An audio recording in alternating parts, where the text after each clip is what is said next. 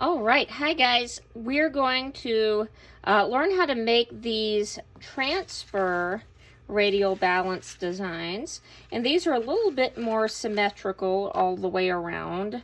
We would call that radial symmetry rather than the designs we just freehand.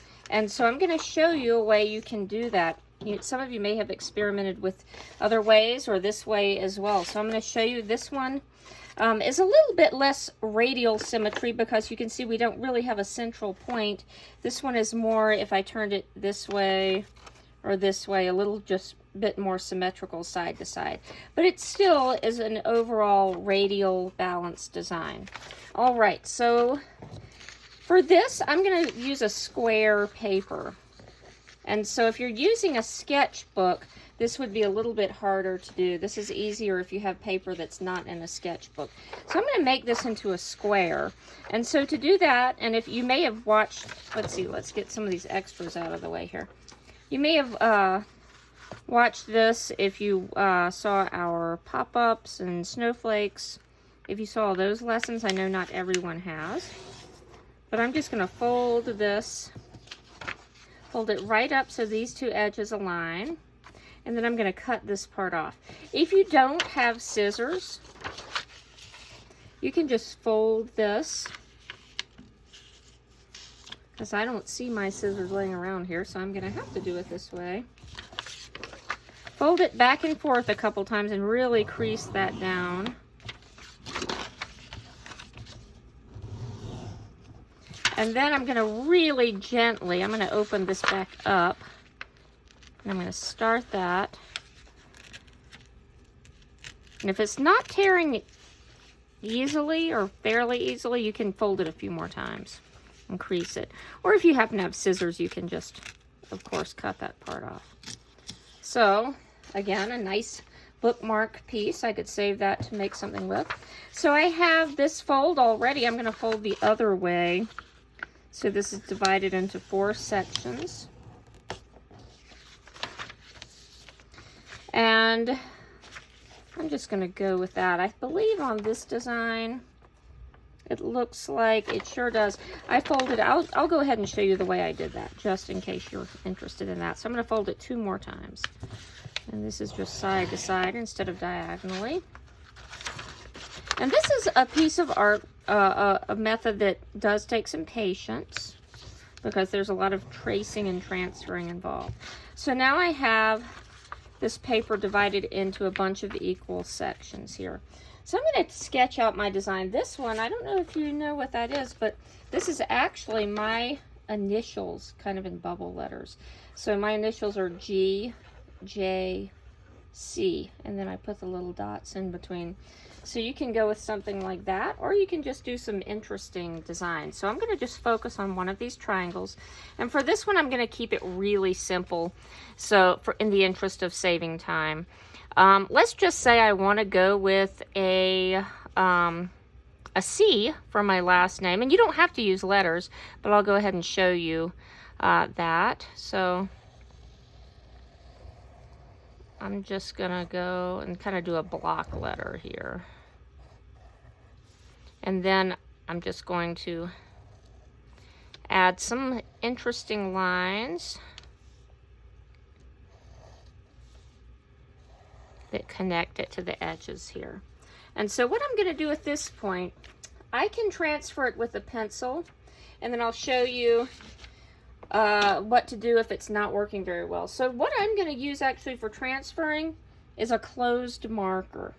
And so I'm going to fold this, and you're going to want your pencil, if you're using pencil, pretty heavy. So if you drew your design lightly, you want to go over it a little more heavily to make it transfer. So I'm just folding this, and I can see, I'm using just copy paper here so I can see my design.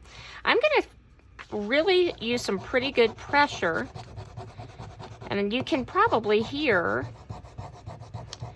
how I'm just rubbing right on top of there. And if I can see where the pencil lines are, I want to focus on really rubbing hard right there. So let's see if it's trans. So you might, I'm not sure how well this shows up on camera, but I can see those designs coming through. I'm gonna do that a little bit more. Actually, let me show you what to do. Another option if it's not transferring easily for you. If you have a black crayon, or I know a few of you have oil pastels, they work really well too. A little bit more messy with the oil pastels. If I trace this with a black crayon, or it doesn't even have to be black, I just automatically said that, but any color that you like obviously would work, or multiple colors if you want.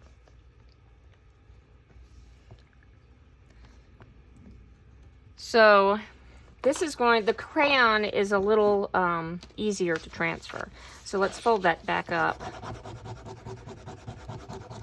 And I'm going to do this kind of speedy. You do have to, again, be patient. Oops. So you can see that pretty well right now. And so my next step, and I'm just going to go ahead since I've done it with this crayon, is I'm going to retrace.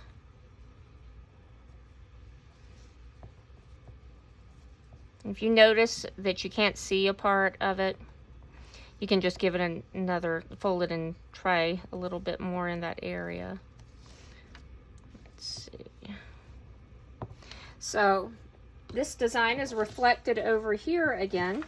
And now what I would do is I'll fold it this way, and I would rub this entire area.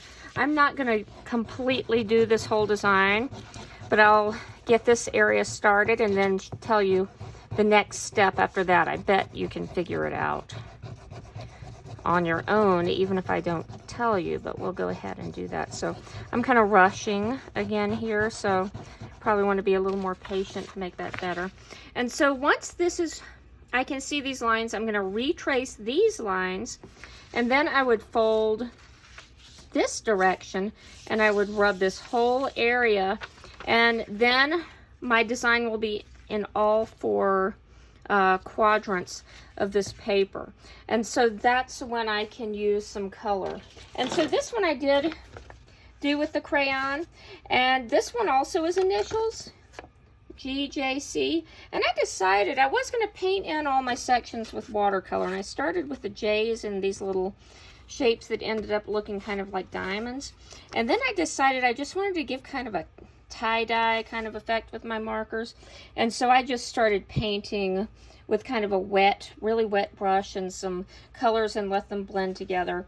And the crayon, of course, resisted the paint a bit because it's wax, and we know that the water from the watercolors kind of runs off of the wax, so it still, your design will still show. That would also work if you traced your lines over top with a Sharpie. Now, so you don't get confused with that, I did trace this one with a Sharpie, but I had transferred with a pencil first. Sharpie will not transfer. So don't trace and then try to rub and get that to transfer, because that's a permanent marker. And so once the ink I can't talk here, guys. Once the ink is dry, then it's kind of on there. It's not gonna transfer, so you would want to do that with pencil first. But there you have that. And this one I colored with markers, so any kind of coloring things you want to use. But that is our transfer technique. I'm excited to see if you give this version a try.